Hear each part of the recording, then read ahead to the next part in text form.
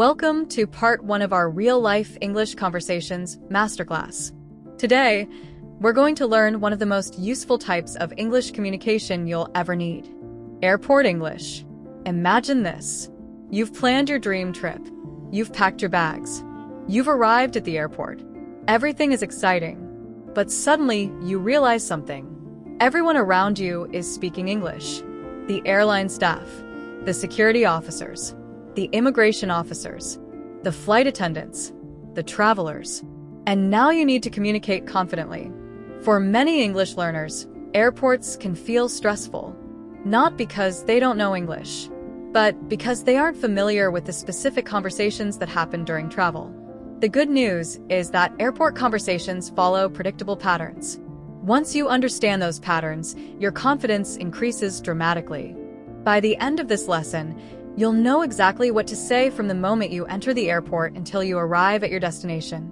Let's begin. Imagine you've just arrived at the airport. The first thing you need to do is find the correct check-in counter. You might ask, "Excuse me, where can I find the check-in counter for Skyward Airlines?" Or, "Could you tell me where Terminal B is?" Notice something important. Polite questions often begin with, "Excuse me, could you tell me? Would you mind telling me?" These phrases immediately make your English sound more professional and respectful.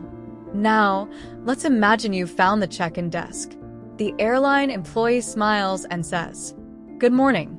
May I see your passport, please?" You can respond, "Certainly. Here you are." The employee then asks, "Do you have any bags to check in today?" You reply, "Yes, I have one suitcase." Or, "No, I only have carry-on luggage." Let's pause for a moment. Many travelers confuse these terms. Carry-on luggage is the bag you take onto the airplane.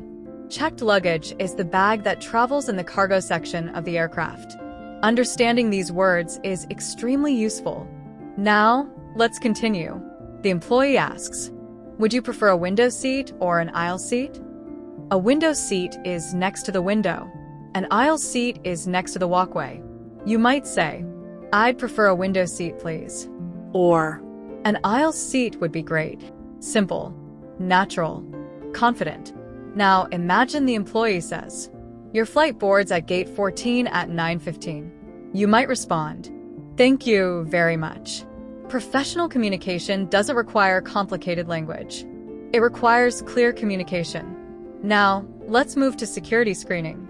Many travelers become nervous here, but the conversations are usually very simple. A security officer may say, "Please place your laptop in a separate tray." Or, "Please remove your jacket and belt." Or, "Do you have any liquids in your bag?" You might answer, "Yes, I have a small bottle of water." Or, "No, I don't."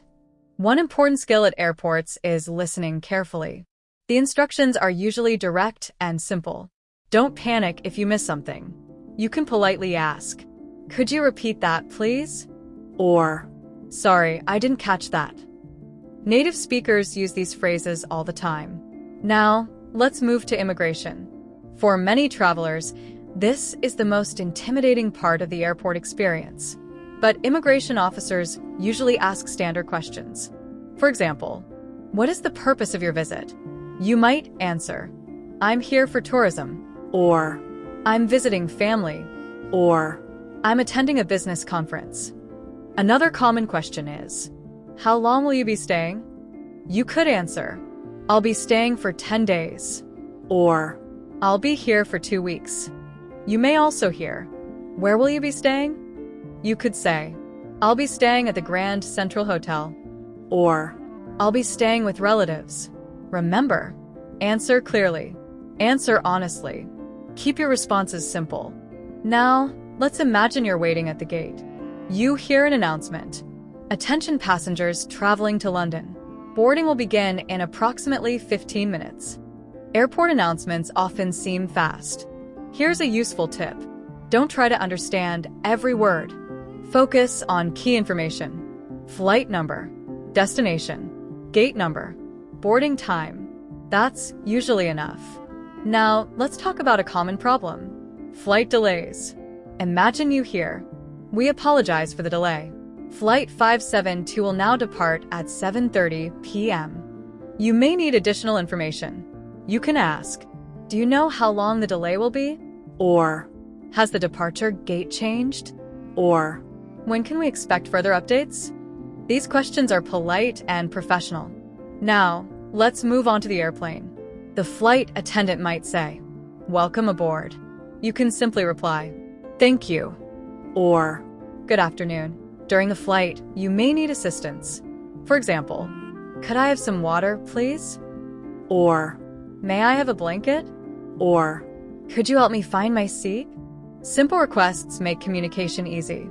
Now, let's discuss one of the most frustrating travel situations: lost luggage. Imagine you arrive at your destination, but your suitcase doesn't appear. You approach the baggage service desk. The employee asks, how can I help you?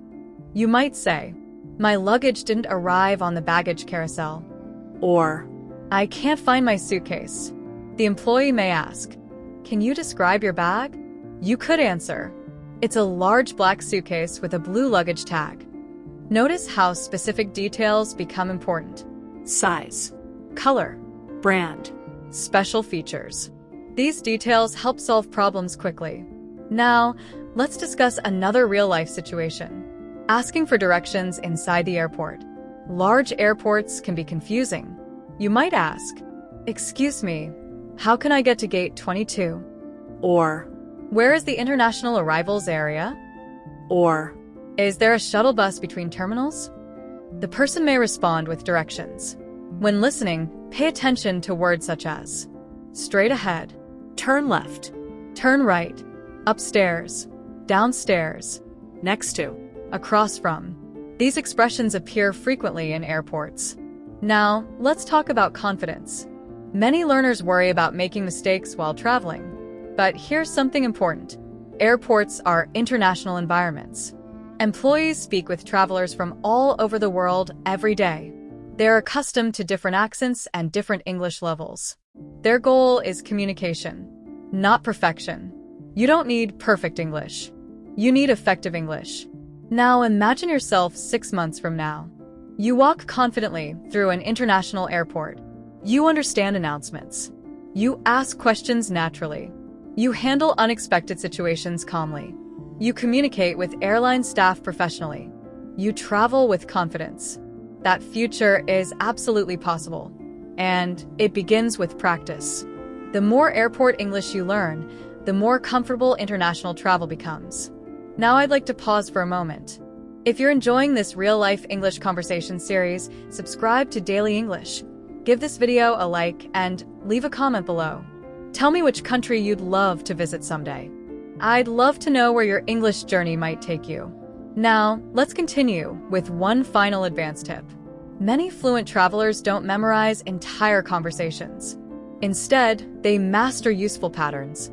For example, could you tell me? Would you mind? May I ask? I was wondering if. These patterns work in hundreds of situations. When you learn communication patterns instead of memorized scripts, your English becomes flexible. And flexibility creates fluency. Before we finish today's lesson, remember these important airport communication principles. Stay calm. Listen carefully. Ask questions when necessary. Focus on communication, not perfection. Use polite language. And most importantly, be confident. Travel is an opportunity, not only to see new places, but also to use your English in the real world. In part 2, we'll enter another important real-life situation, the job interview. You'll learn how to answer professional questions, discuss your strengths, describe your experience, and communicate like a confident candidate. I'll see you in part 2.